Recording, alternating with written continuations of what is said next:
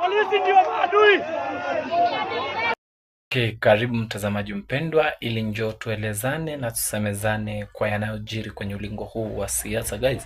Na kuna kitu ambacho kinaendelea nchini Kenya ambacho William Ruto aliweza kusema ya kwamba watu ambao wamekuwa affected with Ebola to be quarantined in Kenya, and umeona jinsi alikuwa na explain how the relationship between Kenya and America and the benefit of building quarantine in Kenya. So do you think this is good thing, building quarantine in Kenya? Watch the video, then I will come for more reaction, but remember to sub, to like and to comment on the video. President Trump asked the government of Kenya to support them by having a center in Laikipia Air Base. I gave the okay because it was an agreement and a partnership with friends who have worked with Kenya for 30-40 years. The American government has supported us. They have deployed huge resources in Kenya to work with us on HIV/AIDS, to work with us on other diseases. They worked with us on Ebola. In fact, KEMRI was one of the institutions that worked on research on the vaccines for COVID, because we have a solid partnership with America and other partners.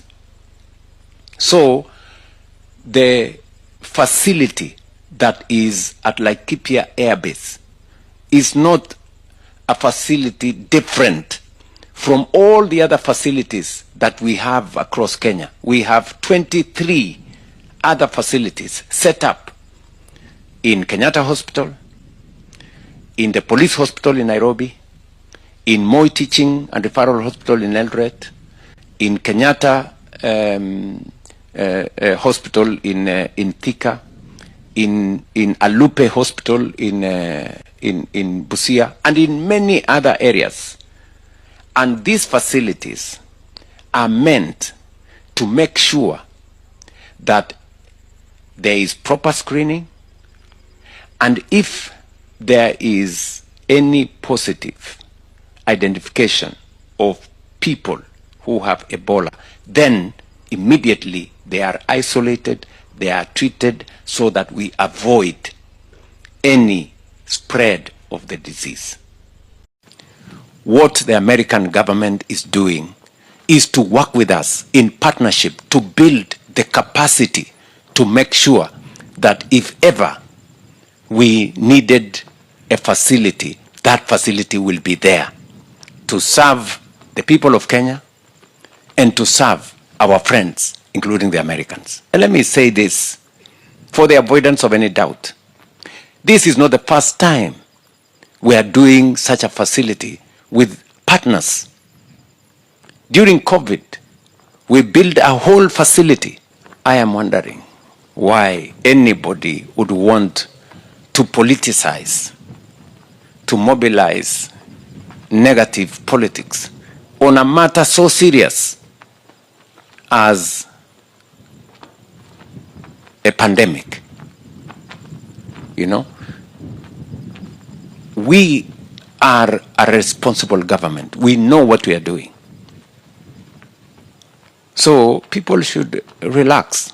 You know, politicians should avoid reckless, unnecessary talk that doesn't mean anything. I am very confident about what we are doing as a country.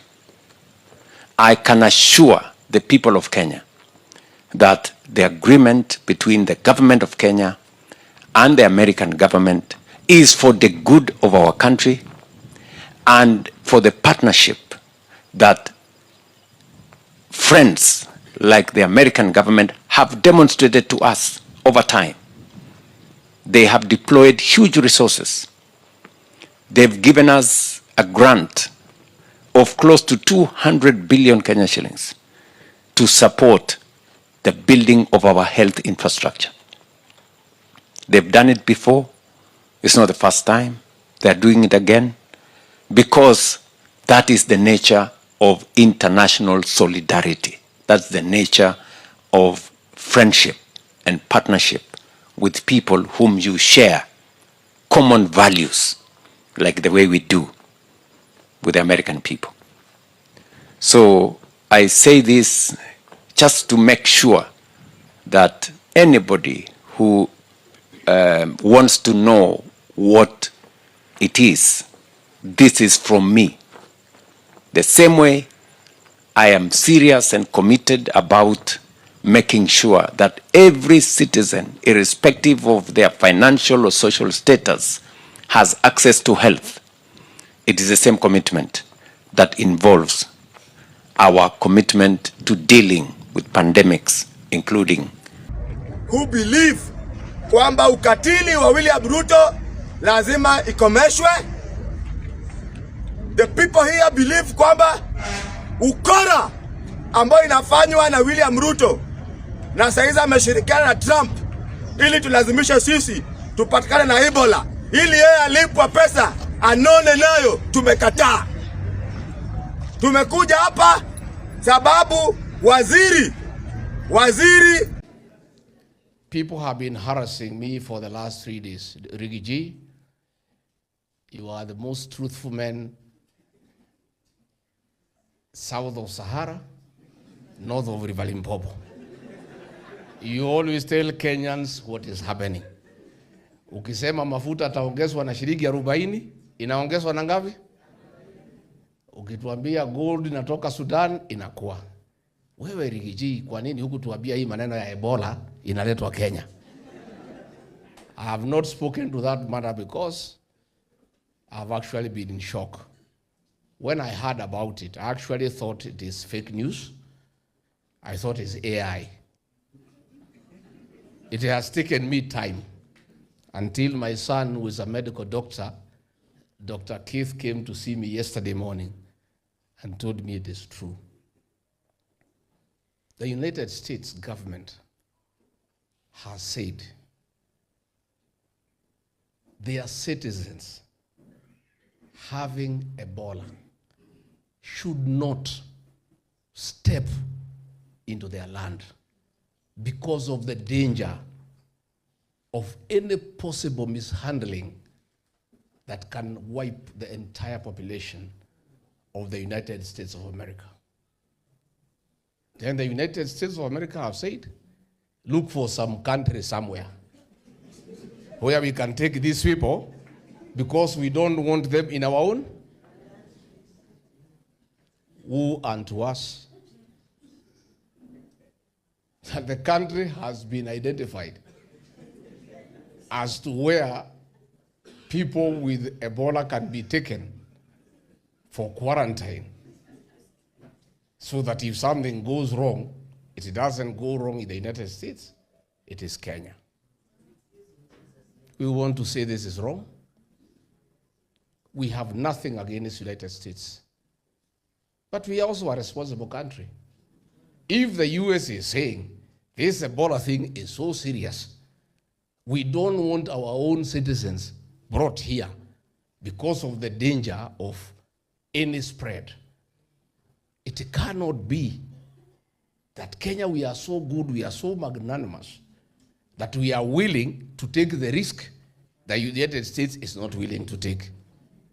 I want to say this is wrong, and I want to agree with the High Court of Kenya, who have issued a conservatory order stopping the establishment of an Ebola center within the Republic of Kenya.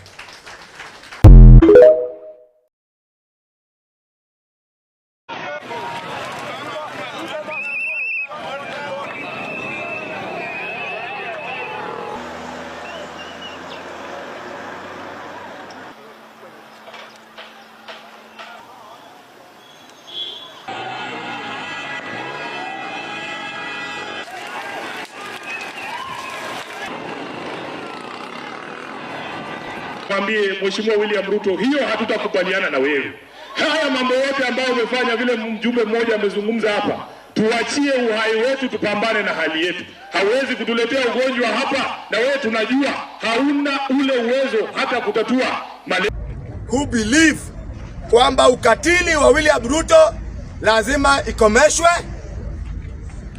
The people here believe kwamba ukora ambayo inafanywa na William Ruto na saizi ameshirikiana na Trump ili tulazimisha sisi tupatikane na Ebola, ili yeye alipwa pesa anone nayo, tumekataa.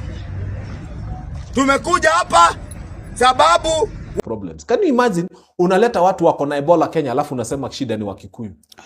You take a jet, you spend 500 million of taxpayers money, una land JKIA, una land Mombasa, alafu unaambia watu wa Kenya, mimi mwenye nilipanda ndege ya 500 million, mimi ni mzuri. Wakikuyu wenye walibaki huku wakilipa mafuta pesa mingi na nyinyi ndio wabaya. And some people clap. Let me tell you, that jet that we spent 500 million in a week to get the president to a country that is useless and to get medals that are terribly useless for this nation. Those medals will never help us. That 500 million in Nairobi has got 120,000 matatus. 12,000 matatus operating in Nairobi. 12,000. Hiyo time kulikuwa na crisis. If we had a leader who was empathetic to the people, angesema matatu zote za Nairobi, za Kayole, za Umoja, za Dandora, za Thika Road, wherever, baka kwetu Dagoretti, ziende to the nearest petrol station, ziekwe 10,000 per matatu nitalipa. It would have been 120 million. Following day, go. But they were saying that... Let me tell you, by the time he's done with 4 days, Kenya would have spent 480 million fueling 12,000 matatus, carrying every Nairobi... Si wa Amerika wanasema wanaogopa hiyo ugonjwa. Sasa kama hao wanaogopa, and we are also asking, a question has been asked to me this morning. If America, that is known to have the best health care system in the world, are not sure they can handle that outbreak, what about Kenya, where we are unable to handle malaria? What about Kenya, where we have no equipment to deal with kidney failure?